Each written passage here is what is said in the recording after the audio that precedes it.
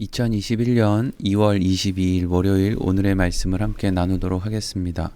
오늘 말씀의 제목은 누구의 죄로 인함이니까입니다. 본문 말씀은 요한복음 9장 1절부터 7절까지 말씀입니다.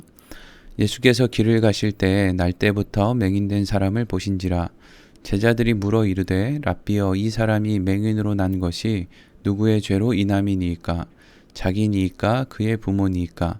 예수께서 대답하시되 이 사람이나 그 부모의 죄로 인한 것이 아니라 그에게서 하나님이 하시는 일을 나타내고자 하심이라. 때가 아직 낮음에 나를 보내신 이의 일을 우리가 하여야 하리라. 밤이 오리니 그때에는 아무 일도 할 수 없느니라. 내가 세상에 있는 동안에는 세상의 빛이로라. 이 말씀을 하시고 땅에 침을 뱉어 진흙을 이겨 그의 눈에 바르시고 이르시되 실로암 못에 가서 씻으라 하시니, 실로암은 번역하면 보냄을 받았다는 뜻이라. 이에 가서 씻고 밝은 눈으로 왔더라. 아멘. 오늘부터 며칠 동안은 예수님께서 날때부터 맹인된 사람의 눈을 뜨게 하신 사건이 우리에게 무엇을 가르쳐주고 있는지에 대해서 함께 생각해 보도록 하겠습니다. 먼저 오늘은 첫 시간으로 오늘 본문의 말씀이 어떠한 의미를 가진 말씀인지 구체적인 말씀의 의미를 생각해 보기에 앞서서 예수님의 제자들이 예수님께 했던 질문을 통해서 당시 예수님의 제자들이 공통적으로 가지고 있었던 어떤 잘못된 생각에 대해서 함께 나누도록 하겠습니다. 오늘 본문의 말씀은 예수님께서 길을 가시는 중에 나면서부터 맹인된 사람을 만나게 되고 그 맹인에 대해서 제자들이 질문을 하는 것으로 시작이 됩니다. 오늘 1절과 2절 말씀 읽겠습니다. 예수께서 길을 가실 때 날때부터 맹인된 사람을 보신지라. 제자들이 물어 이르되 랍비여, 이 사람이 맹인으로 난 것이 누구의 죄로 인함이니까? 자기니까 그의 부모니까? 아멘. 예수님께서 제자들과 함께 길을 가는 중에 날때부터 맹인된 사람을 만나게 되었습니다. 그 모습을 본 제자들은 예수님께 질문을 합니다. 어떤 질문입니까? 이 사람이 맹인으로 난 것이 누구의 죄로 인함입니까? 자신의 죄입니까? 아니면 그의 부모의 죄입니까? 라는 질문입니다. 지금 예수님께 질문을 하고 있는 사람은 예수님을 공격했던 종교 지도자들도 아니었고 그저 예수님을 따라다녔던 또 단순한 무리들도 아니었습니다. 예수님의 제자들이 공통된 생각을 가지고 예수님께 질문을 한 것이었습니다. 그런데 예수님께 한 이 질문을 생각해 보면 제자들은 이미 사람이 맹인으로 태어난 것은 그것이 자신이든 부모든 한쪽의 죄로 인해서 맹인으로 태어나게 되었다는 확신을 가지고 있었던 것으로 보입니다. 그래서 예수님의 제자들은 애초에 예수님께 질문을 할 때 사람이 맹인으로 태어난 것이 무슨 이유 때문입니까? 라고 묻지를 않고 자신의 죄 때문입니까? 아니면 그의 부모의 죄 때문입니까? 라고 그것을 가르쳐 달라고 질문을 한 것이었습니다.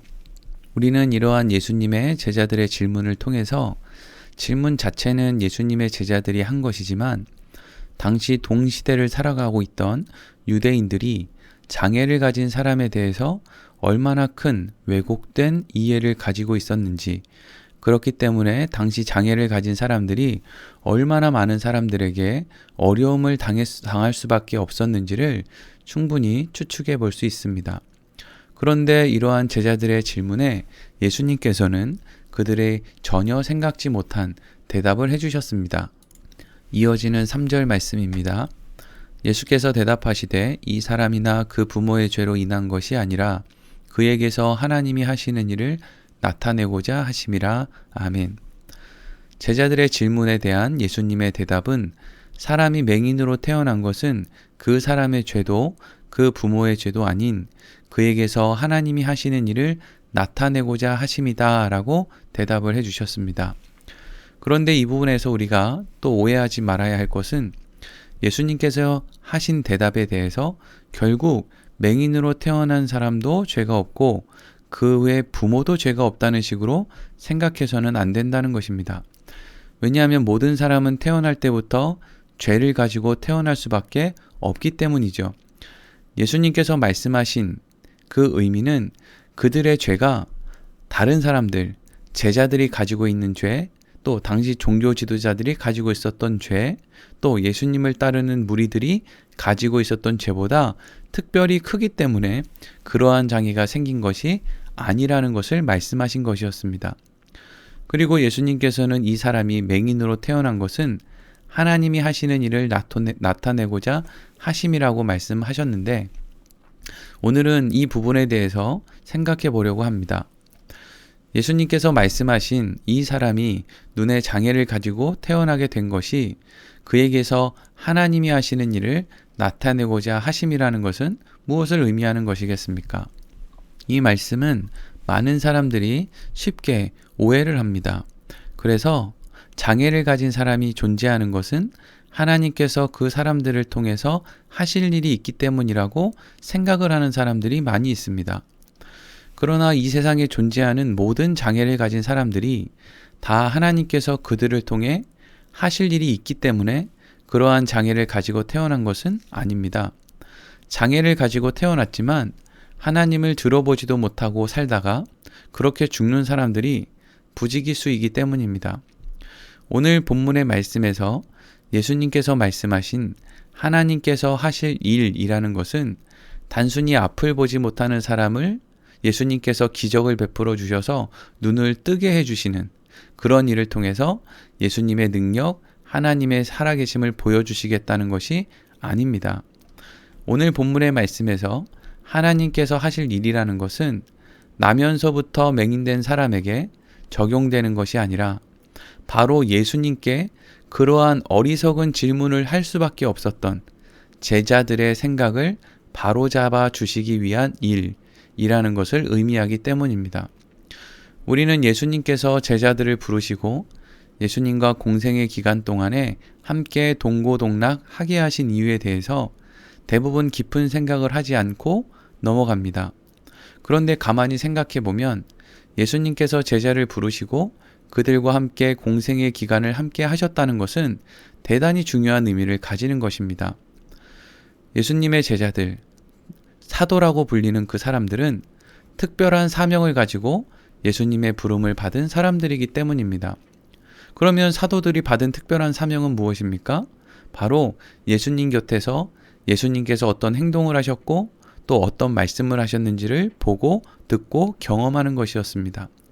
그래서 그들은 이후 예수님께서 부활 승천하신 이후에 예수님의 생애를 기록하는 일을 해야 했고, 또 누군가가 예수님에 대해서 기록한 그러한 글이 있으면 그것을 점검하는 그런 역할을 해야 했던 것입니다.